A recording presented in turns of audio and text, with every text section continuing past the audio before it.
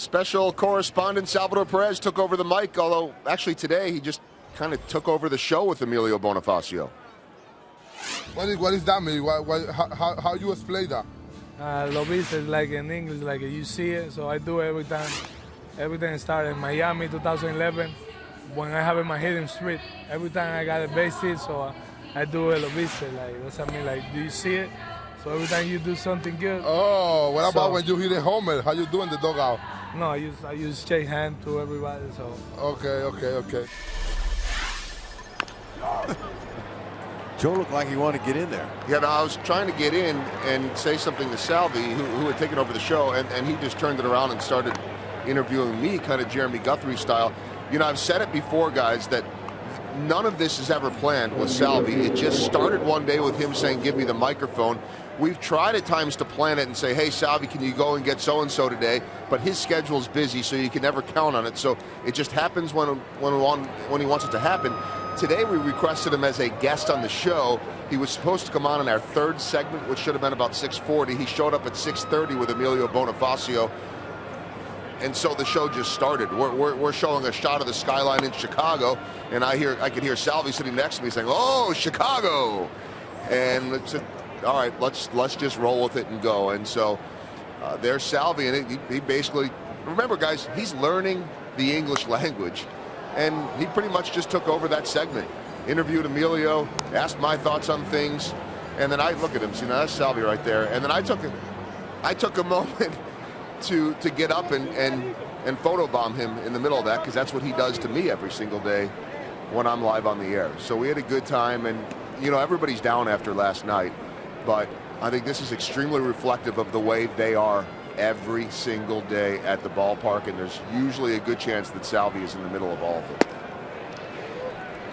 1-2 on Alex. You know, that's another subtle example of his leadership, in that he has come so far with his English because he's not afraid to try things like that. I mean, Joel, you've been doing this a long time. How many players from another country who haven't been here that long? I mean, we're not talking about a 10-year veteran here. I mean, this is Sal's third season in the big leagues, and yet he wants the microphone, and he is not afraid to try the language. You know, we got two Spanish-speaking guys talking English to each other.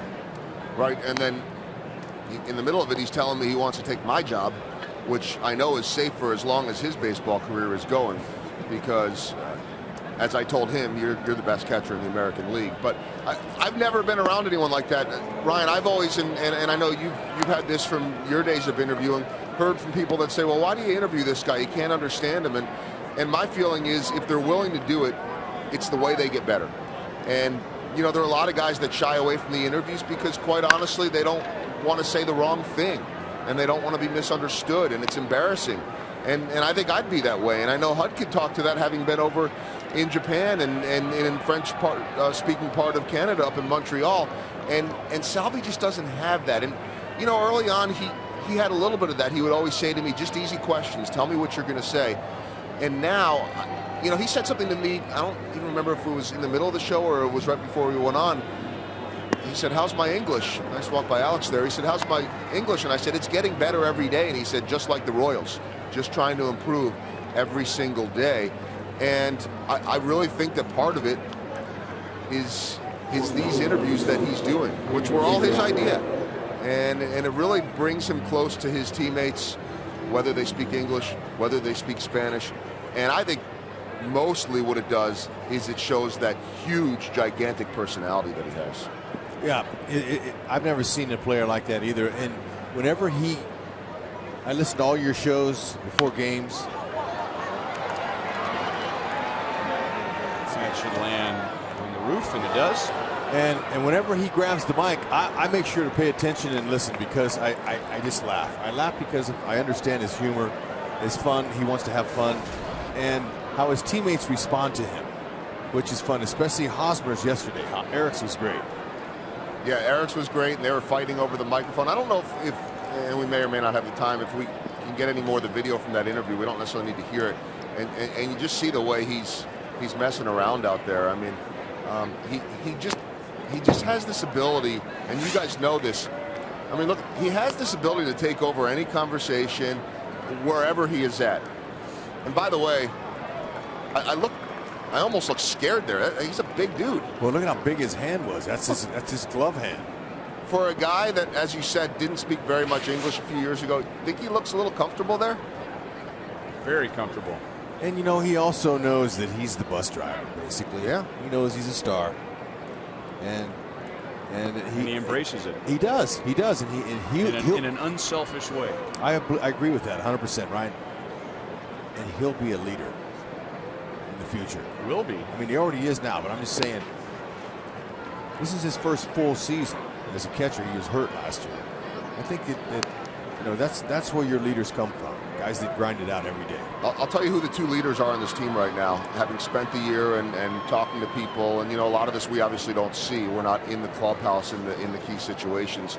We went in and we've known that James Shields is the leader, but he's a pitcher. He goes once every 5 days. Huge influence, as much as any pitcher that I've ever seen. But as far as everyday guys go, to me, it's Salvador Perez and it's Eric Hosmer, along with Alex Gordon in a quiet way. Here's a little bit more of Salvador from, I guess we'd say, his interview.